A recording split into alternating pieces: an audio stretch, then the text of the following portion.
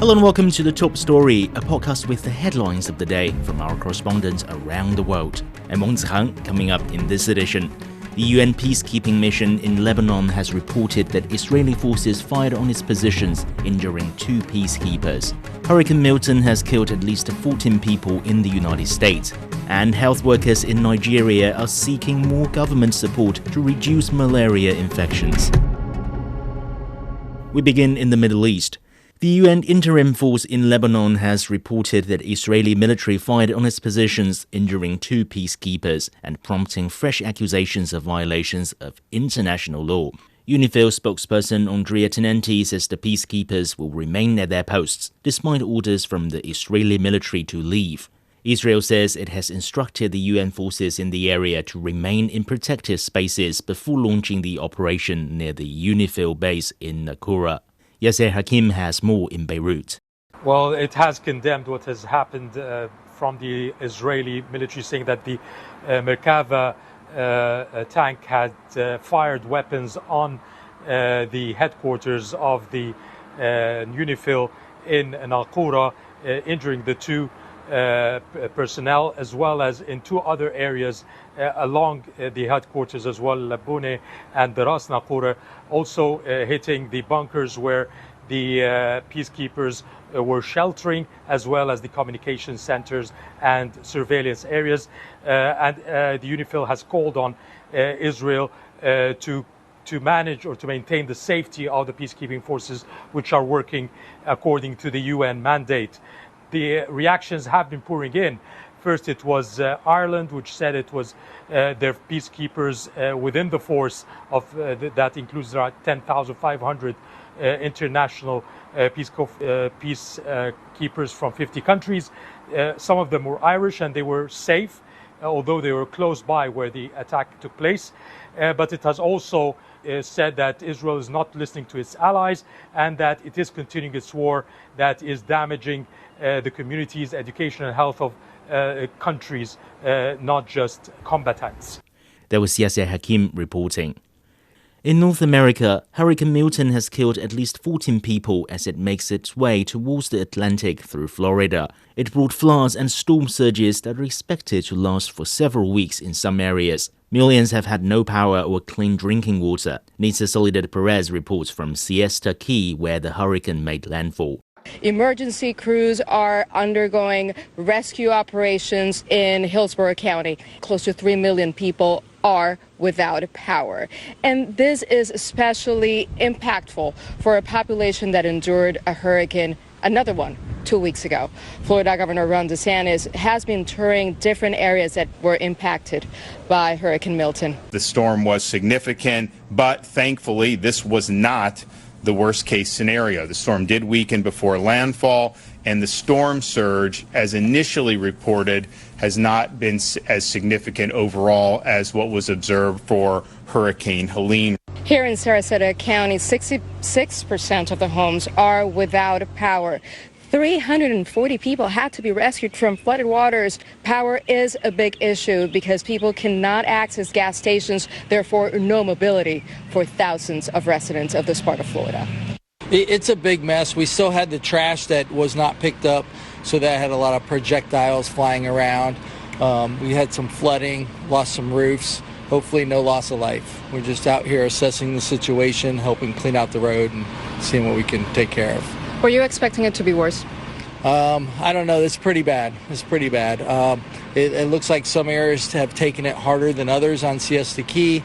But yeah, I'm probably a little relieved. I would not be surprised if we get another hurricane before this season ends. That was Nitsa Soledad Perez reporting. Turning to Asia, Southeast Asian leaders are meeting their counterparts and top diplomats from ASEAN's partners for the regional bloc's annual summit. The East Asia Summit opened in Vientiane on Friday with ASEAN leaders and key officials from countries including China, the US, Russia and Japan in attendance. Earlier in the Lao capital, Chinese Premier Li Qiang attended the ASEAN Plus 3 meeting and stressed the ideas of Asian consciousness and Oriental wisdom in propelling development. He called on countries in the region to maintain a sound atmosphere, improve resilience, and continue to innovate. The Premier also met the new Japanese Prime Minister and told Shigeru Ishiba that development is an opportunity for both sides rather than a challenge. Ryan Meltzer reports. We heard the opening remarks from the host Laotian Prime Minister. His words emphasized that the forum is really about cooperation, finding areas to cooperate on rather than finding areas to disagree on. But it's hard to believe that given the makeup of this East Asia summit, including China, Japan, Russia, the US, the EU being around the table with the ASEAN countries, that the major geopolitical conflicts of the day are not going to top the agenda.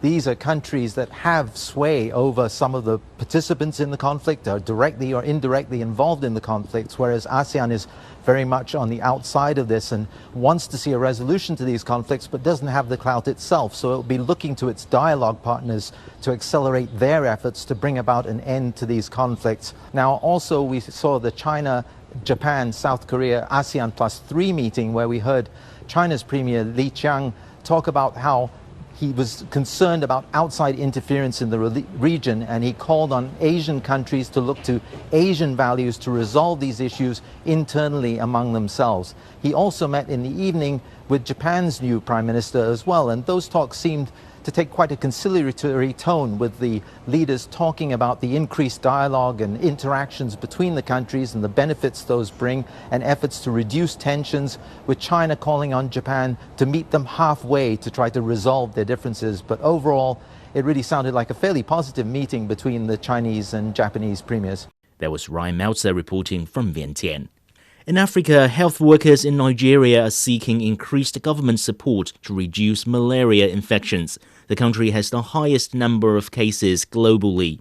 The UN warns that hundreds of thousands of lives could be lost worldwide to the disease in the coming years without additional interventions. Tessem Akanda reports.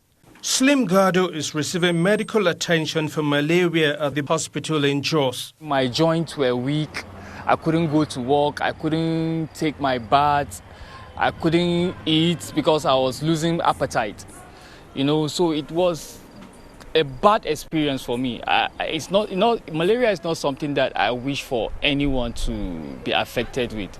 Malaria is a disease transmitted by the bite of infected mosquitoes. According to Nigeria's Ministry of Health, about 55 million people in the country suffer from the disease annually, with about 90,000 losing their lives. The UN predicts the world could see an additional 137.2 million malaria cases and up to 337,000 deaths between 2027 and 2029. Over 26% of global malaria deaths, according to the World Health Organization, occur in Nigeria. It is followed by the Democratic Republic of Congo, accounting for 12%. Health experts in Nigeria are calling for the government to scale up efforts to address the issue. Malaria is one of the highest leading causes of death under 5 children and even in pregnant women because of the burden of this public health disease. So government really needs to take another dimension and providing more of investigation kits, early diagnosis, early treatment, and even providing of drugs, which is the most important thing. The government says it's doing all it can.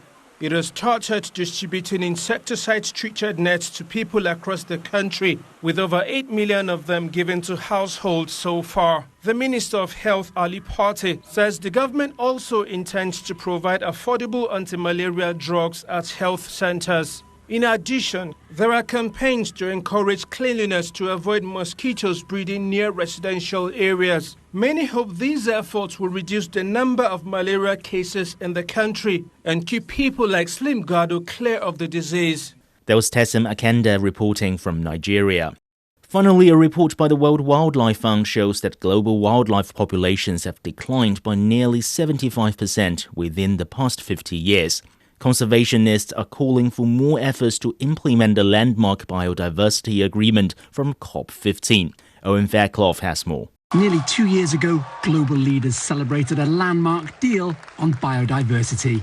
We are finally starting to forge a peace pact with nature.